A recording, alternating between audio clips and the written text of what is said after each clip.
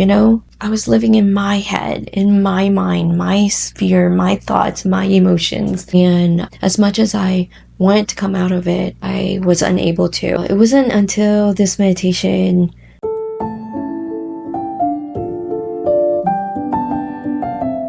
it takes me back to my childhood, this moment when I was like 8 or 9 years old. We went out to eat for lunch, and my dad asked me to go ask if the people next to us were using their empty chairs.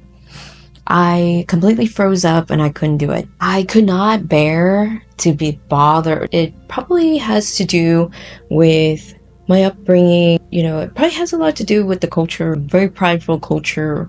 And my dad also, you know, he's a perfectionist. And so he has his own standards and expectation of his kids and stuff like that. You know, expectation of being a good person. Don't be a bother. Don't be pesty, you know. And as a child, like probably struggle with this. I didn't want to be in people's personal space. With this meditation, it was such a gift. It's such an amazing gift because I wasn't trapped in this mind anymore. I was able to open myself up and made myself available to people. Even if I had rejections from somebody, and it's okay, I'm okay. Versus before, you know, I would have played the situation in my mind over and over again. What could I have done? Like, what did I do? And yeah, and that's how I lived my life before. It was always my fault. I always take it on myself. It's never anybody else's fault. How could I have done that? How could I have fixed that?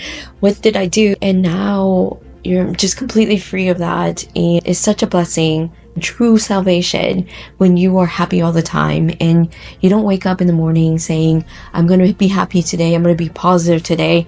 You just wake up already that positive, happy, and it's not, you don't even have, you're already actualized into those things, you know, you're every day is a new excitement and new experience, you know, and I never had that before. I dreaded every day. I don't have a problem approaching people anymore. I am conscious about not getting in people's face, or if I do pull back,